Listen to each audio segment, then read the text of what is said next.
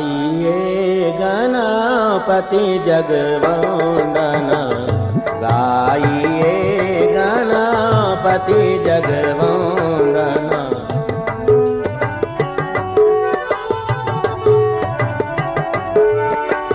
शंकर सुवन भवानी के नंदन, गाइए गणपति जगवंदन।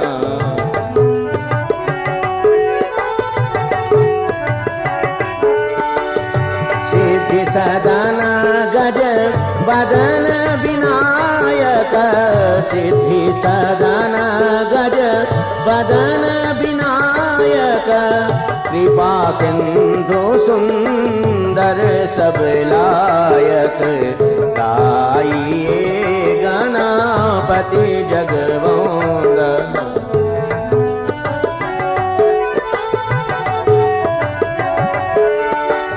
मोदक प्रिय मुद मंगल दाता, मोदक प्रिय मुद मंगल दाता। विद्यावारिधि बुद्धि विधाता, गाइए गणपति जगवंदन।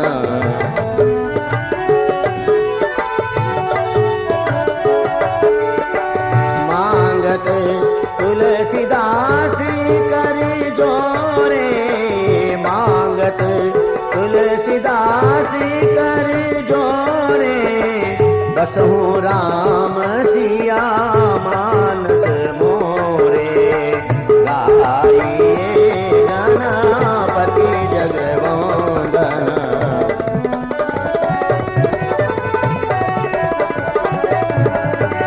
शंकर सुवन भवानी के नंदन, गाइए गणपति जगवंदन।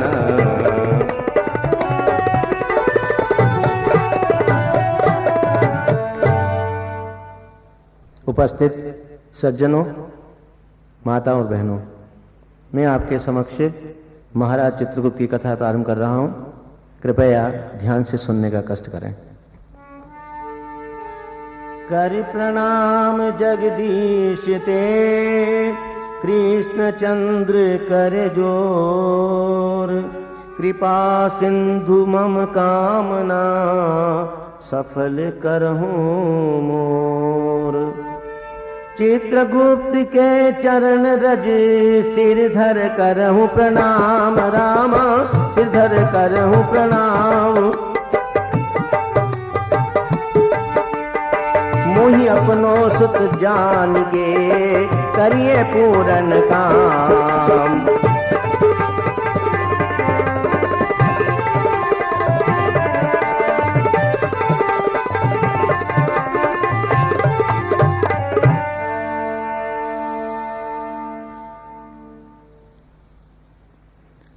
सर्वप्रथम कवीश्वर परमपिता जगदीश्वर के शुभ चरणों में नमन करते हुए प्रार्थना करते हैं कि हे कृपा सिंधु, मेरी जो हृदय की कामना है उसको आप सफल करें। उसके पश्चात महाराज चित्रगुप्त के चरणों में नमन करते हुए प्रार्थना करते हैं कि मैंने आपके चरित्र का वर्णन करने का साहस जो किया है, यदि उसमें किसी प्रकार की त्रुटि रह जाए तो आप मुझे क्षमा प्रदान करें।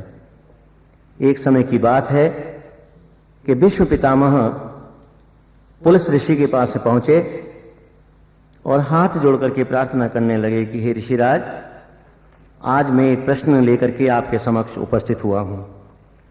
और वो मेरा प्रश्न क्या है कि संसार में कायस्थ वंश की किस तरह से उत्पत्ति हुई है, कृपा करके आप मुझे समझाने का कष्ट करें। प्रश्न सुनकर के ऋषिराज अत्यधिक प्रसन्न हुए और प्रसन्न होकर के कहने लगे, सुनी शुभ प्रश्न तब में निज मति अनुसार रामा, निज मति अनुसार। कहूँ कथा कायस्थ वंश जिम प्रगटे संसार।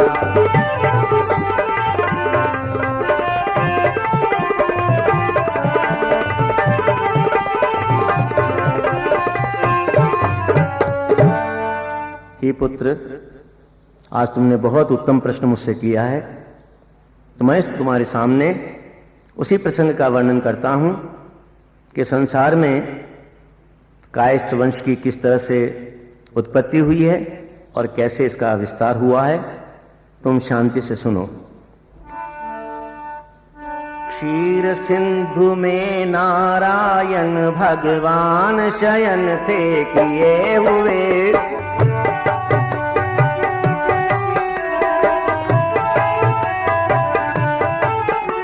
लक्ष्मी चापन के हित पद को निज हाथों में थी लिए हुए।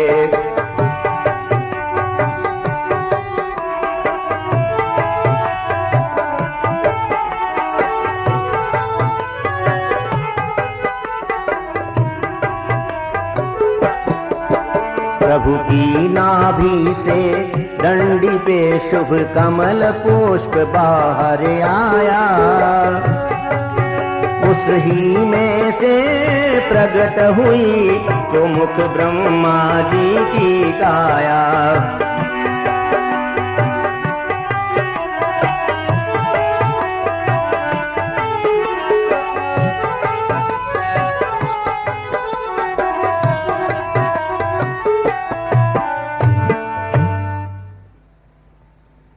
एक समय की बात है कि भगवान नारायण शेष की सैया पर पड़े हुए थे। लक्ष्मी जी प्रभु के चरणों को दबा रही थी। उसी समय एक घटना घटित होती है कि प्रभु की नाभि से एक डंडी निकलती है और उसी डंडी के ऊपर एक कमल का पुष्प खिल जाता है। उसी कमल के पुष्प में ब्रह्मा जी की उत्पत्ति होती है। ब्रह्मा जी को देख करके भगवान विष्णु अत्यधिक प्रसन्न हुए और ब्रह्मा जी हाथ जोड़ करके भगवान विष्णु से प्रार्थना करने लगे। कर जोर उन्होंने प्रभु पद में कर विनय सनम्र प्रणाम किया, अति हो प्रसन्न प्रभु ने इन्हें वेद पढ़ा कर ज्ञान दिया।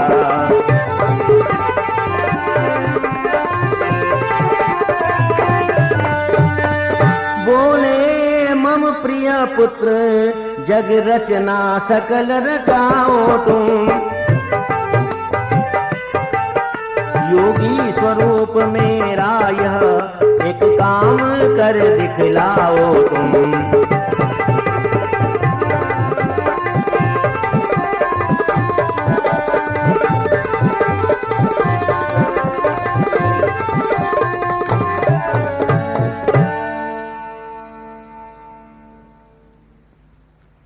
प्रभु प्रसन्न होकर के और ब्रह्मा जी को वेद पढ़ा करके ज्ञान दिया और आदेश प्रदान करते हैं कि हे प्रिय पुत्र, मैं ये चाहता हूँ कि तुम सारी इस जग की तुम रचना करो।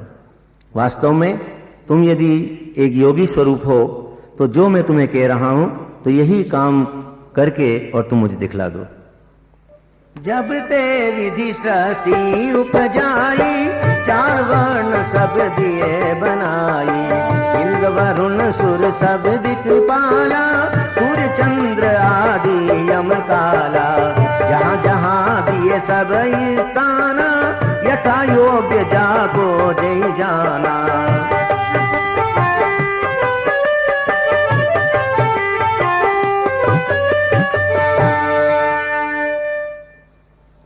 प्रभु की आज्ञा मान करके और ब्रह्मा जी ने सारी सृष्टि की रचना का कार्य प्रारंभ किया। ब्रह्मा जी ने चारों वर्ण की उत्पत्ति की। इंद्र, वरुण, सुर, सब दिक्पाल, सूर्य, चंद्र, यम और काल की रचना की और सभी को जो जिसके योग्य जो था तो उनके योग्यता के अनुसार सभी में उन्होंने कार्य का विभाजन उन्होंने कर दिया कि प्रत्येक को जो मैंने कार्य दिया है वही कार्य सुचारू रूप से करना है। धर्मराज मन माही बिचारी, मोको काम दियो विधि भारी, पाप पुण्य जग को सब भाई, मोह से चलहि न बिन सहाई, यह विचार कर गयो विधि बाई, कर प्रणाम यह विनय सुनाई।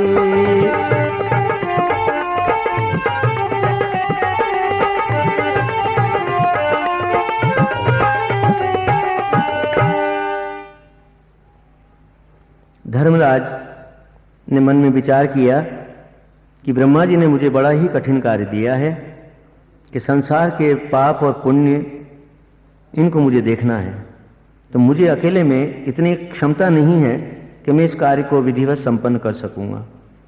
तो मैं ब्रह्मा जी के पास में जाकर के प्रार्थना करूं कि मुझे कोई ऐसा सहायक वो दे दें कि इस कार्य को सफल बनाने में मैं समर्थ हो सकूं।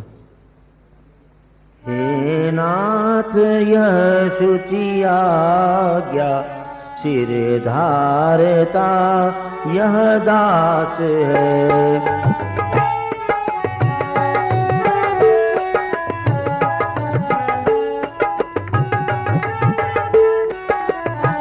पर सफलता से पूर्ण करने में नहीं विश्वास है।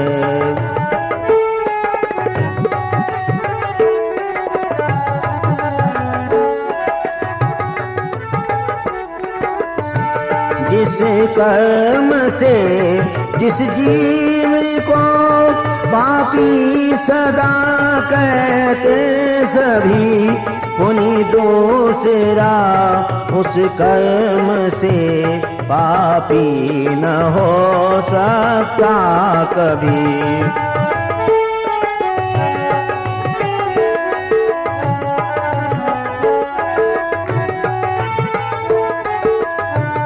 इस जगत में इन देहधारी के अनेकों नाम हैं, फिर पृथक पृथक तमाम को सौंप रखे काम है। हे नाथ यह शुचि आज्ञा सिर धारता यह दास है।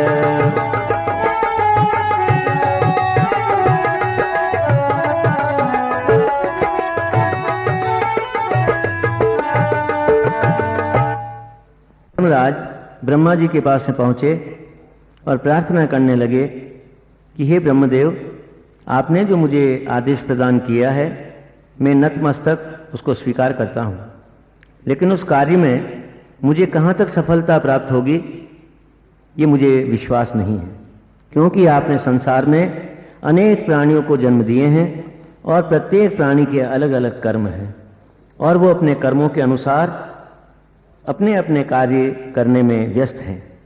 जैसे जो सिंह निश दिन मारता जीव जंतु अपार है, तो भी बदन पर न चढ़ता पाप का कुछ भार है।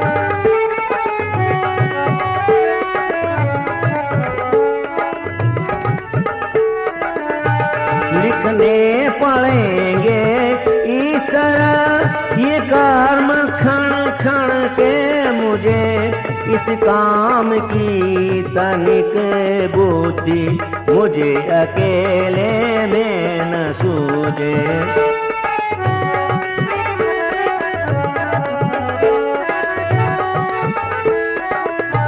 मुझको सहायक शीघ्र लेखक विज्ञ न्यायी दीजिए, मेरी विनय बस एक यह स्वीकार स्वामी कीजिए।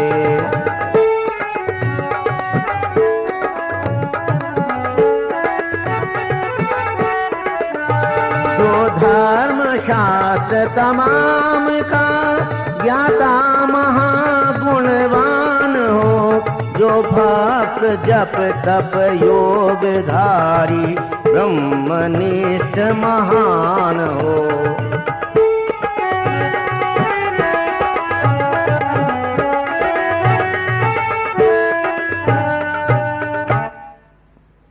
सिंह रात और दिन दूसरे जंतुओं पर आघात पहुंचाता है, क्योंकि वो अपनी क्षुधा को शांत करता है।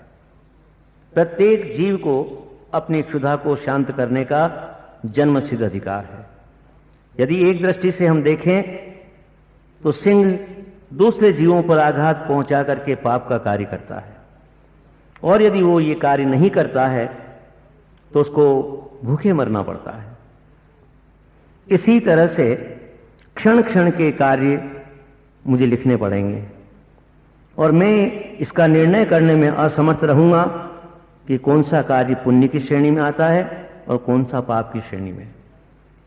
तो कृपा करके मुझे आप ऐसा सहायक दें कि जो शीघ्र लेखक हो, विज्ञ हो, न्यायी हो, धर्मशास्त्र का ज्ञाता हो, महान गुणवान हो, प्रभु का भक्त हो, जप तप योगधारी हो और ब्रह्मनिष्ठ महान हो। ऐसा व्यक्ति यदि सहायक के रूप में मुझे मिल जाए तो मैं आपके आदेश का अक्षरश में पालन कर सकूंगा। तब सुनी भानु तनय विधि वाणी,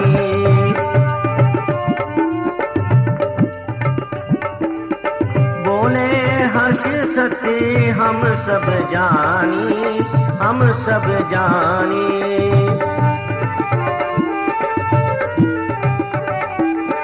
अब तुम जाओ धर्म निज धामा,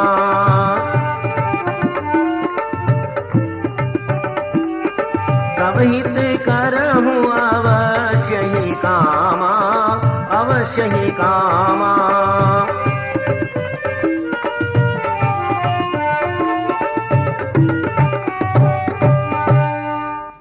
धर्मराज की बात को सुन करके ब्रह्मा जी अत्यधिक प्रसन्न हुए और कहने लगे कि हे पुत्र, मैं वास्तव में जानता हूं कि तुम्हें कुछ आपत्तियों का सामना करना पड़ेगा। अब तुम यहां से प्रस्थान करो, मैं तुम्हारे लिए वही कार्य करूंगा जैसा कि तुम चाहते हो। तुरंत फिरो अपने भवन, सुन विधि वचन प्रमाण रामा, सुन विधि वचन प्रमाण। लगे करन तब ब्रह्म तब निश्चय कर जान।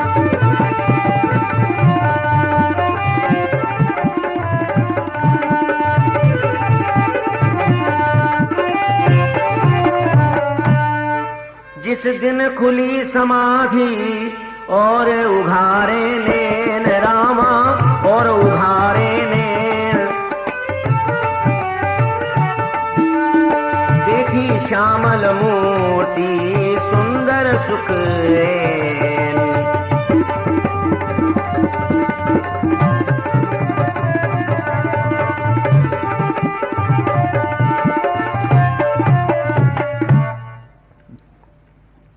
ब्रह्मा जी के आदेश को सुन करके धर्मराज वहां से प्रस्थान कर जाते हैं और ब्रह्मा जी एक अखंड तपस्या में लीन हो जाते हैं। जो ही तपस्या पूर्ण होने को आई और ब्रह्मा जी ने अपनी आंखें खोली तो क्या देखते हैं कि अपने सामने एक श्याम रंग का सुंदर स्वरूप उनको दर्शित हुआ। श्याम वर्ण सुंदर शशिगाता,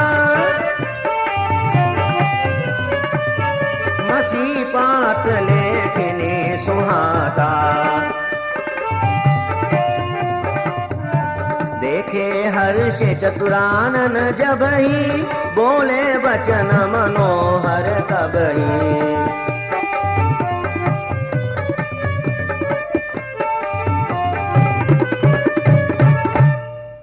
ब्रह्मा जी ने देखा कि उस स्वरूप का रंग श्याम रंग है, चंद्रमा के समान जिनके मुख का प्रकाश है, शंख के समान उनकी गर्दन है और हाथों में दवात और कलम सुशोभित हो रही है।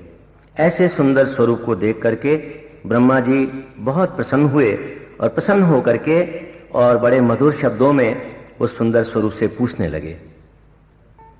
बोले उनसे यो वहां पितु ब्रह्मा सुख धाम, कहो देव तुम कौन हो, क्या प्रसिद्ध तव नाम। ब्रह्मा जी उस सुंदर स्वरूप से पूछने लगे कि हे देव, आप कौन हैं, आपका क्या नाम है, कहाँ के आप निवास करने वाले हैं, मुझे सारी बात आप बताइए। सुन ब्रह्मा के वाक्य बोले पुरुष महान, रामा बोले पुरुष महान। अंतर्यामी विश्व के पूछे सब कुछ जान।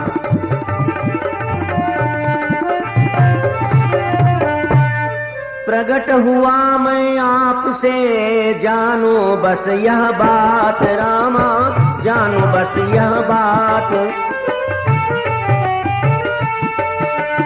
इसी हेतु है आप ही पिता और मम मात।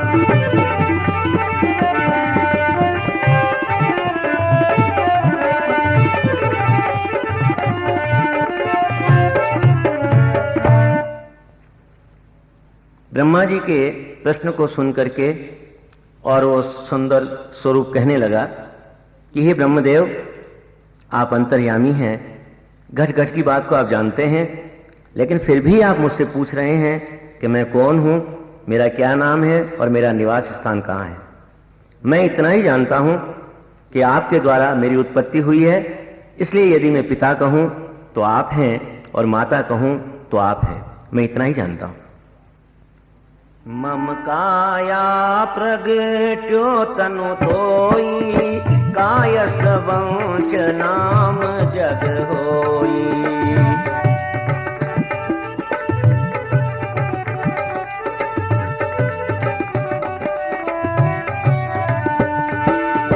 चित की गोत जान हो बाता, याते चित्रगुप्त विख्याता। वेद पुराण धर्म अधिकारी, तीन लोक जय होय तिहारी।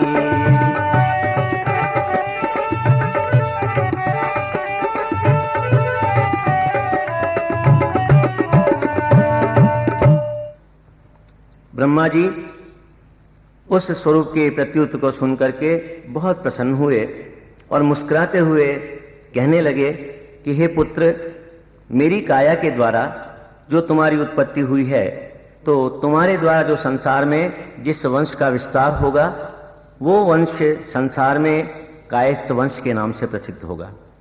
और प्रत्येक प्राणी की चित्त की बात तुम्हें गुप्त रूप से ज्ञात हो जाएगी। इसलिए मैं तुम्हारा नामकरण संस्कार भी करता हूँ कि संसार में तुम चित्रगुप्त के नाम से प्रसिद्ध होंगे। वेद पुराण धर्म के तुम अधिकारी होंगे और ये मेरा आशीर्वाद है कि तीनों लोकों में तुम्हारी जय जयकार होगी। अचल रहो यमपुर सुत जाई, पाप पुण्य जग को देखो भाई, देखो भाई।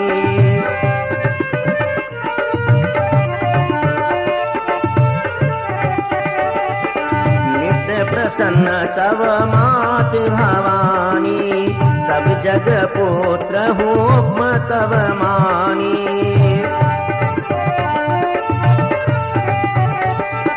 भक्ति सहित पूजे जो तोई, तिनके पाप रहे ना कोई।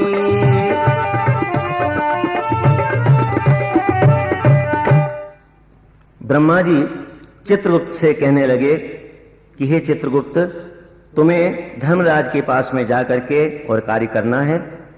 संसार के जितने प्राणी हैं वो जो कार्य करते हैं, पाप की श्रेणी में आते हैं या पुण्य की श्रेणी में आते हैं, सारा विवरण तुम्हें तैयार करना होगा। और ये मेरा आशीर्वाद है कि माता भवानी की तुम पर पूर्ण कृपा रहेगी। सभी संसार के जीव तुम्हारी आज्ञा का पालन करेंगे। और ये मेरा आशीर्वाद है कि जो बड़ी भक्ति और श्रद्धा के साथ तुम्हारी आराधना करेंगे, उनके तमाम पाप नष्ट हो जाएंगे और उन्हें सुख की प्राप्ति होगी। ब्रह्मलोक ब्रह्मा चले, यह वरदान सुनाए, रामा यह वरदान सुनाए। ऋषि पुलह शास्त्र पुनि भीष्म ते कहे समझाए।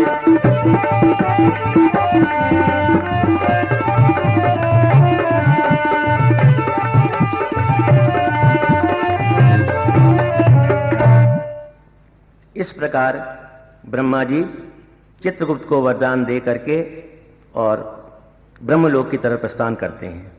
कवीश्वर वर्णन करते हैं कि महाराज चित्रगुप्त ब्रह्मा जी से विदाई लेने के पश्चात कोटिपुर में पहुंचे और कोटिपुर में मातेश्वरी ज्वाला मैया की उन्होंने वंदना की। वंदना सुन करके मातेश्वरी अत्यधिक प्रसन्न हुई और महाराज चित्रगुप्त को मातेश्वरी ने वरदान दिया, बेटा तू संसार में कर अति उपकार, सदा अटल अधिकार हो पावे आयु अपार। चित्रगुप्त महाराज कोटिपुर में पहुंचे और वहां जाकर के ज्वाला मैया की उन्होंने वंदना की, तो उनकी वंदना को सुन करके मातेश्वरी बहुत प्रसन्न हो जाती है और प्रसन्न होकर के आशीर्वाद देने लगी कि हे बेटा, ये मेरा आशीर्वाद है कि तुम संसार का बहुत उपकार करोगे, तुम्हारी आयु अपार होगी और सर्वत्र तुम्हारा अधिकार रहेगा। कछुक काल बीते मुनि रावो,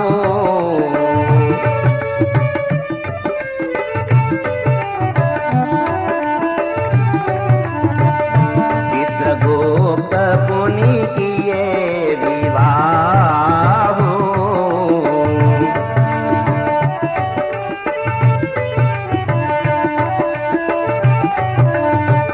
भाई दोयता के पटरानी, द्वादश पुत्र भये गुण खानी।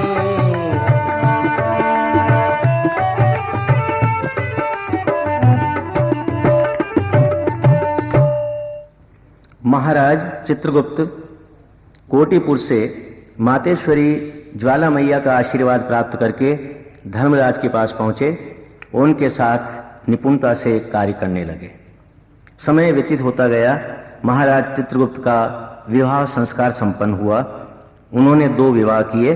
प्रथम पटरानी का नाम था ऐरावती और दूसरी का नाम था दक्षिणा। कालांतर में ऐरावती द्वारा 8 पुत्र उत्पन्न हुए, जिनके नाम हैं चारु, सुचारु, चित्र, मतिमान, हिमवान, अतीन्द्रिय, चित्रचारु और अरुण। दूसरी रानी दक्षिणा के द्वारा 4 पुत्र प्रकट हुए, जिनके नाम हैं भानु, विभानु, विश्वभानु और वीर्यवान। इस प्रकार महाराज चित्रगुप्त को 12 पुत्र रत्न की प्राप्ति हुई। पुलस ऋषि भीष्म से कहने लगे कि हे भीष्म, तुमने प्रश्न किया था कि संसार में कायस्थ वंश की किस प्रकार उत्पत्ति हुई, उससे मैंने तुम्हें अवगत किया। अब सुनो, महाराज चित्रगुप्त के इन्हीं 12 पुत्रों द्वारा संसार में कायस्थ वंश का किस प्रकार विस्तार हुआ। मथुरा जा चारु बसे, इससे वे माथुर चातुर कहलाए।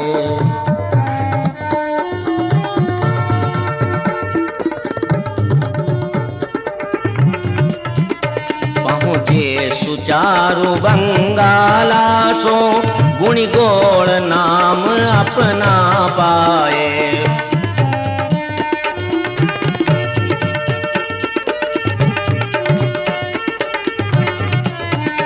पुनि एक नदी के नगर पास, जा चित्र बसे सुख के सागर। इस ही से विख्यात हुए विद्या आगर सब भटनागर।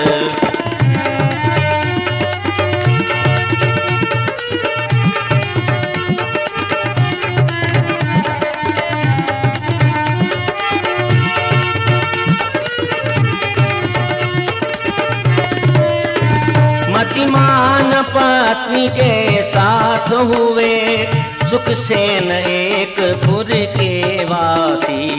वे भी इसलिए प्रसिद्ध हुए, सक्सेना सुख के राशि।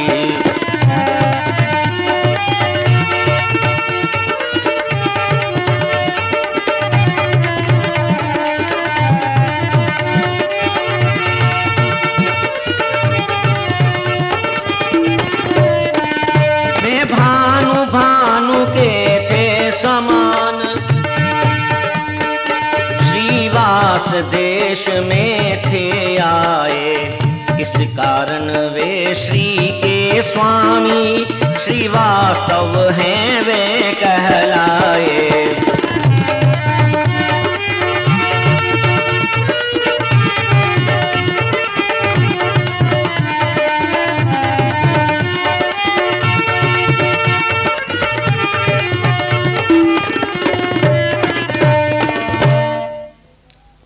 चित्र चारु अरुण अतीन्द्रिय, सकल गुणों की खान। भानु विभानु विश्व भानु, वीरवान बलवान।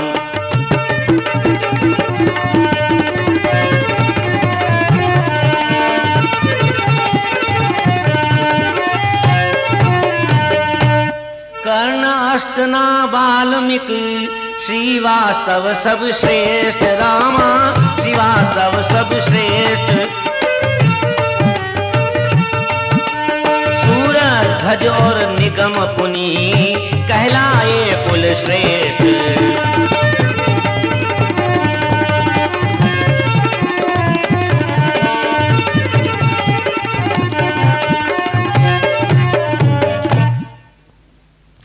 पुलस्त ऋषि भीष्म से कहने लगे कि हे भीष्म, महाराज चित्रगुप्त के 12 पुत्रों ने जिस स्थान विशेष में जाकर निवास किया, उसी स्थान के नाम से संसार में उनके वंश का विस्तार हुआ।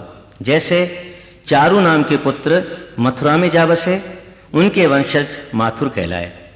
सुचारु नाम के पुत्र बंगाल के गोड़ देश में जाकर बसे, उनके वंशज गोड़ कहलाए। चित्र नाम के पुत्र एक भट्ट नदी के पास में जाकर के उन्होंने निवास किया, तो उनके वंशज संसार में भटनागर के नाम से प्रसिद्ध हुए। मतिमान नाम के पुत्र सुखसेन नगर में जा बसे, इसलिए उनके वंशज सक्सेना कहलाए। इसी प्रकार भानु नाम के पुत्र ने वास देश में स्थान ग्रहण किया, तो उनके वंशज श्रीवास्तव कहलाए। द्विज श्रेष्ठ एक प्रश्न पुनि, कहो दास निज जान रामा, कहो दास निज जान। चित्रगुप्त की भक्ति से किन पायो कल्याण।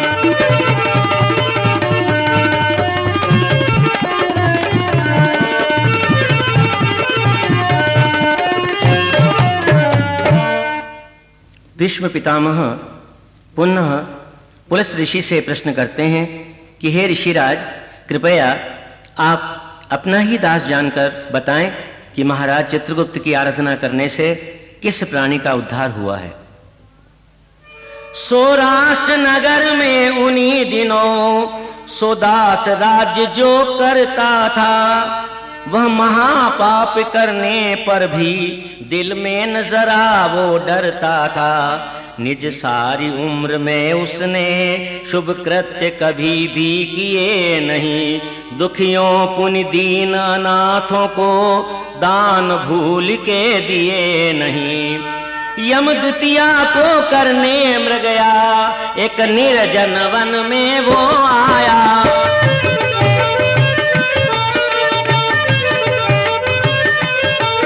बस वहीं एक व्यक्ति को निज इष्ट देव भजता पाया।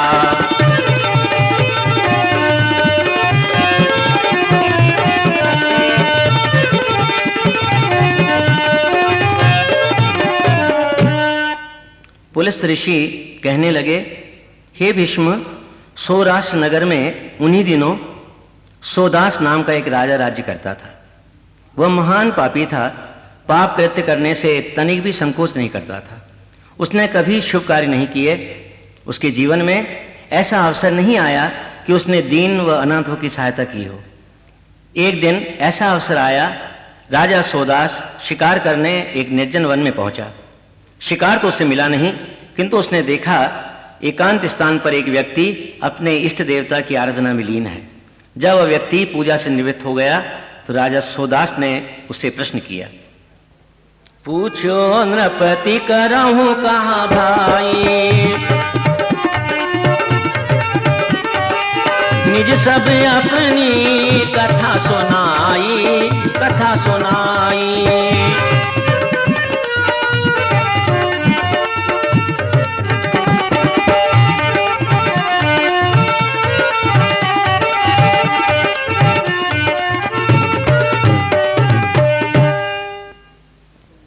हे भाई, तुम निर्जन वन में किन देवता की आराधना कर रहे हो और इनकी आराधना का क्या महत्व है, मुझे समझाने का कष्ट करो। तो वह व्यक्ति कायस्थ वंश से उत्पन्न राजा सोदास से कहने लगा, भक्ति करता सदा उसकी मैं सुन लो ए राजा, मृत्यु के बाद जहाँ पे एक दिन सबको जाना है, एक दिन सबको जाना है।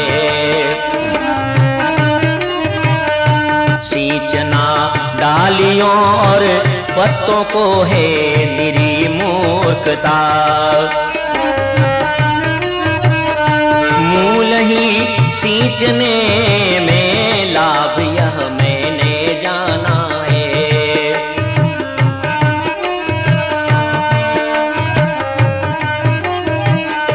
सभी को छोड़ छाड़ कर भक्ति भाव से जिसने चित्रगुप्तेशी धर्मराज को ही जिसने जाना है,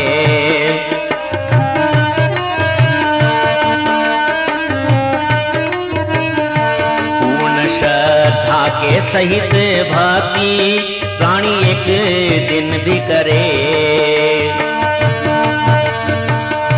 जन्म जन्मांतर के पाप जिसको जो मिटाना है, जो मिटाना है।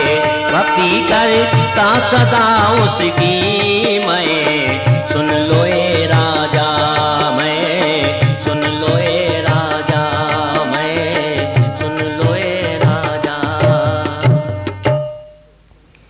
कायस्थ वंश से उत्पन्न वह व्यक्ति राजा सोदास को अपने इष्ट देवता का महत्व समझाने लगा कि हे राजन, मैं जिन इष्ट देवता की आराधना कर रहा हूँ इन्हें महाराज चित्रगुप्त व धर्मराज कहते हैं।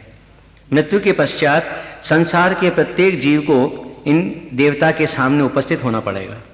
इन्हीं के निर्णय के आधार पर जीव की सद्गति अथवा दुर्गति होगी। राजन, संसार में कई प्रकार के प्राणी विचरण करते हैं। बुद्धिमान व्यक्ति अपनी शुभ गति के लिए शुभ कार्य करने में व्यस्त रहते हैं, जबकि मूर्ख व्यक्ति पाप कर्मों में लिप्त रहकर मनुष्य जीवन व्यर्थ कार्यों में व्यतीत कर देता है। जिस व्यक्ति ने सांसारिक प्रपंचों से मुक्त रहकर यदि एक दिन भी महाराज चित्रगुप्त तथा धर्मराज की आराधना श्रद्धा से की तो उसके जन्म जन्मांतर के पाप क्षय हो जाते हैं। सुनकर इस उपदेश को राजा ने एक बार, रामा राजा ने एक बार व्रत तब करने लगा सब विधि अनुसार।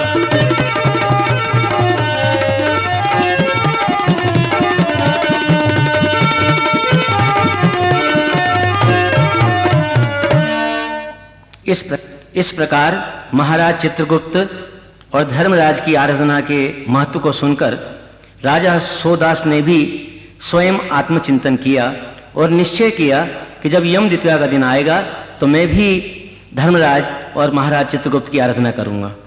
कविश्वर वर्णन कर रहे हैं कि जो ही यम द्वितीया का दिन आया और सोदास ने बड़ी विधि के साथ महाराज चित्रगुप्त और धर्मराज की आराधना की।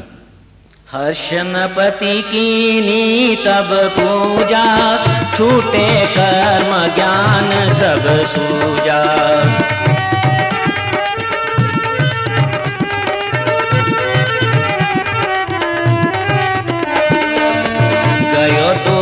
सब ही नृपराई, पुनि कियो राजनीति ते आई।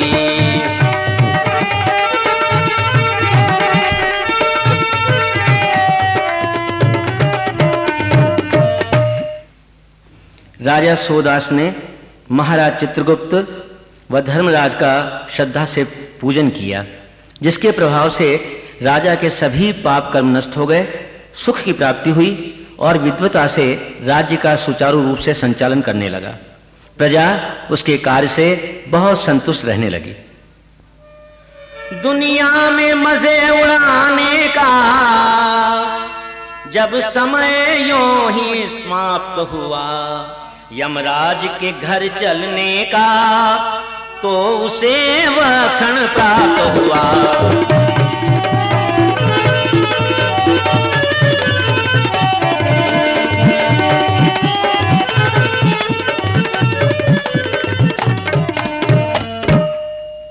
सुखमय जीवन व्यतीत करते हुए राजा सोदास की मृत्यु का समय समीप आया। सोदास ने देखा कि यमराज के दूत अपने हाथ में भयंकर फंदा लेकर आए हैं। उन्होंने राजा को बंदी बनाया और यमलोक की तरफ प्रस्थान किया। ले गए पकड़ जहां यमधामा, तब धर्मराज कहा ठिकाना।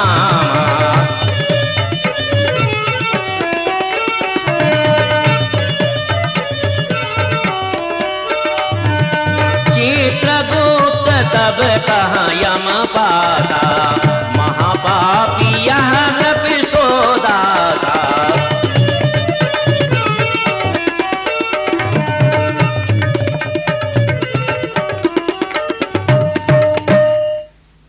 सोदास को धर्मराज के सामने पेश किया। उसे देखकर धर्मराज महाराज चित्रगुप्त से पूछने लगे, हे चित्रगुप्त, यह मृत्युलोक से आया हुआ प्राणी कौन है? इसका संपूर्ण वृतांत मेरे सामने आप पेश करें। यह नृपति अपराधी अगी और दुष्ट हृदय अपार है, इसके कुकर्मों का अहो मिलता न पारावार है।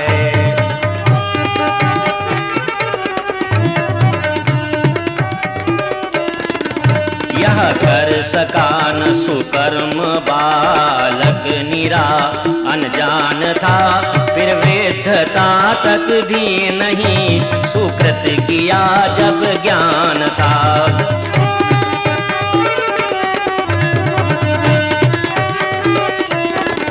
जिस काम से हो सब दुखी, पहला यही निज कर्म था, वन में सदा पशु मारना सदा इसका धर्म था।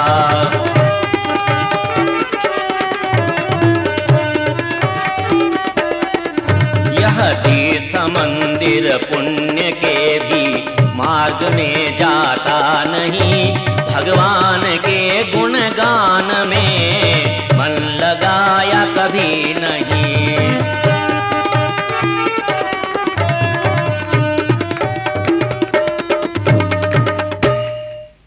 महाराज चित्रगुप्त कहने लगे, हे धर्मराज, इस प्राणी का नाम सोदास है और यह मृत्युलोक में राज्य करता था।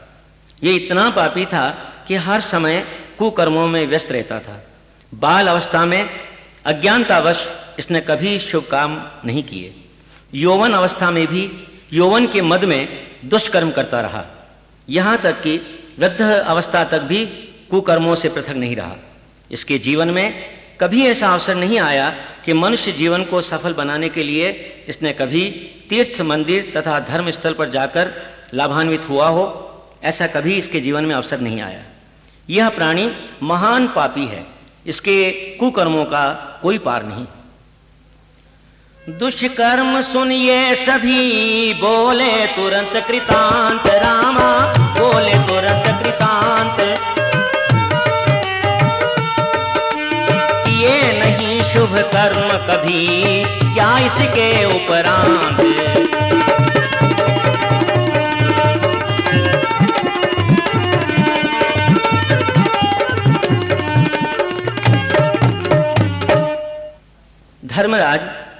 सोदास का संपूर्ण वृतांत सुनकर अत्यंत आश्चर्य से पूछने लगे, हे चित्रगुप्त, क्या इसके जीवन में कभी भी ऐसा अवसर नहीं आया कि इसने कोई शुभ काम किया हो?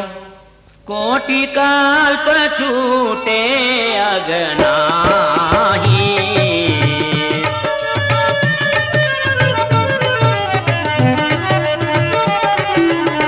तदपि दीजिए सदगतियाँ।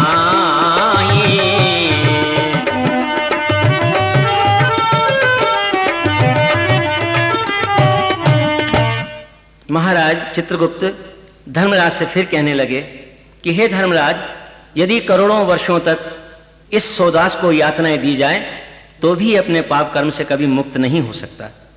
फिर भी मेरा अनुरोध है कि इस प्राणी की सद्गति हो जानी चाहिए।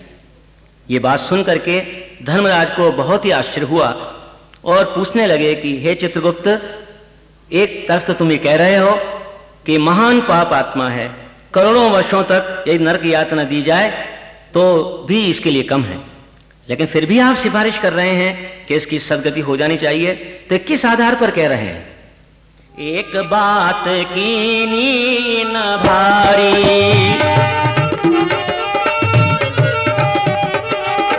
पूजा कीनी प्रीति हमारी, प्रीति हमारी।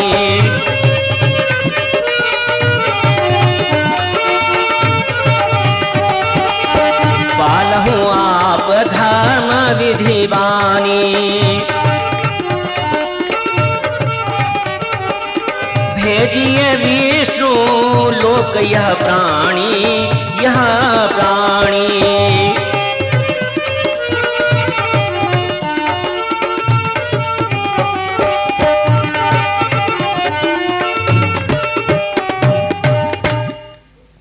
महाराज चित्रगुप्त फिर धर्मराज से निवेदन करने लगे कि हे धर्मराज, इस प्राणी ने एक दिन आपका और मेरा विधि विधान के साथ में पूजन किया है, तो उसी के फलस्वरूप ये मेरा निवेदन है कि इस प्राणी की सद्गति हो जानी चाहिए। हुए इसी से नाश क्या इसके पाप अनेक, रामा इसके पाप अनेक। भेजो घोर नरक में लिखो हुक्म यह एक।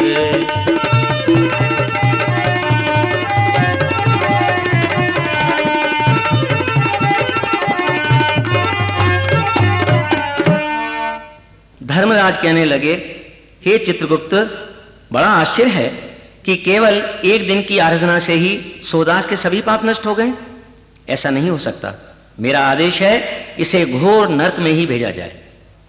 इस जगत में वह मनुजनित आसरा जिसे कारके, क्या धर्म उसका है नहीं जो दुख में उसे ना लगे।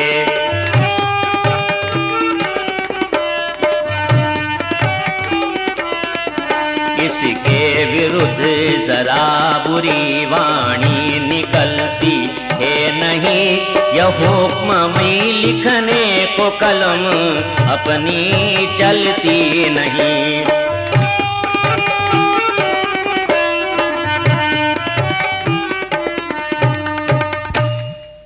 चित्रगुप्त फिर धर्मराज से कहने लगे, हे धर्मराज, जो मनुष्य अपनी दुखी अवस्था में यदि किसी की शरण में चला जाए तो क्या उस व्यक्ति का कर्तव्य नहीं है कि उसकी सहायता करे? सोदास आपकी शरण में आ चुका है, अतः शरणागत की रक्षा करना आपका और मेरा परम कर्तव्य है। शरण में आए हुए इस प्राणी के विरुद्ध आदेश लिखने में मैं तो असमर्थ हूं। भेजेंगे वे कुंठ जो पापी को इस बार, रामा पापी को इस बार। इसे कहेगा न्याय क्या यह सारा संसार।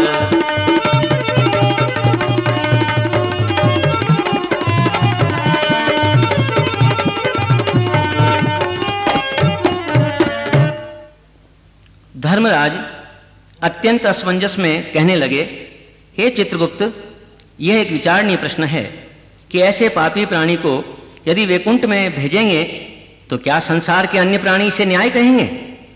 संसार क्या करतार भी यदि कुछ कहेंगे जब कभी, कर जोड़ करके अर्ज कर देंगे निकट जाके जभी।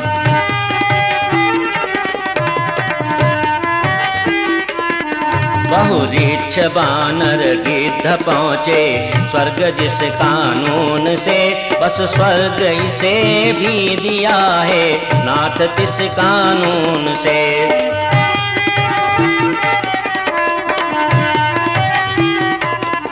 निज भक्त के हम दास हैं, हे भक्त दास कभी नहीं, मेरा नहीं पर वाक्य स्वामी आपका ही खास है।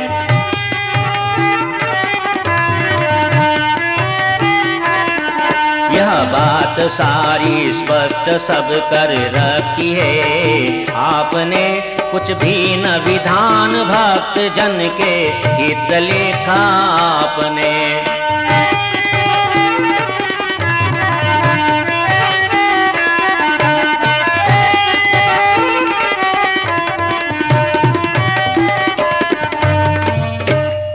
नारी बने नाचे प्रभु उन दैत्य सन्मुख किस लिए, उन्हीं नग्न पद गज को छुड़ाने आप भागे किस लिए।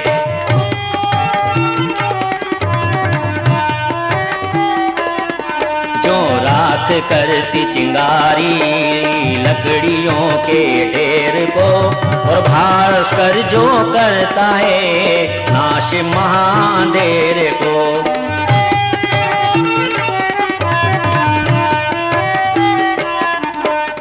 दैत्य दल टिकता न था, चलता जब राम का बाण था, भक्ति से जो पाप का रहता न नाम निशान था।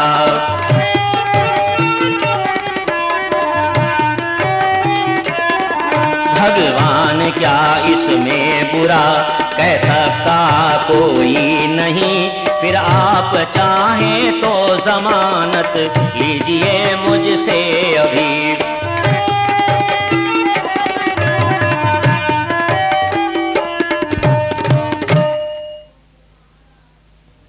चित्रगुप्त महाराज की सुनकर बहस तमाम,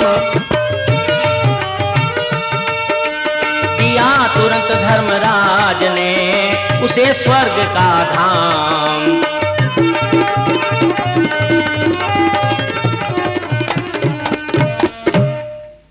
महाराज चित्रगुप्त की इस प्रकार की महत्वपूर्ण बहस को सुनकर के धर्मराज अत्यंत विवश हो जाते हैं और आदेश प्रदान करते हैं कि हे चित्रगुप्त, ये मेरा आदेश है कि इस सौदास को स्वर्ग में भेजा जाए।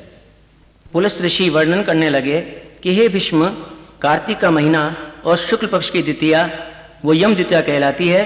उस दिन प्रातःकाल जल्दी से उठ करके शुद्ध हो करके महाराज चित्रगुप्त के चित्र की स्थापना करें, केसर चंदन से लिखवाएं, केसर कुमकुम दीपक गंध पुष्प आदि वस्तुओं से जो 16 प्रकार की विधि है उसी प्रकार की विधि का प्रयोग करते हुए उनका पूजन करें और नैवेद्य पधराएं, और नैवेद्य के पश्चात पान सुपारी अर्पित करते हुए अपने अपराध की क्षमा मांगे।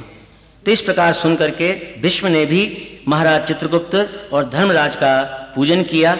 तो उसे फल क्या मिलता है कि भीष्म को इच्छा मृत्यु का वरदान प्राप्त हुआ।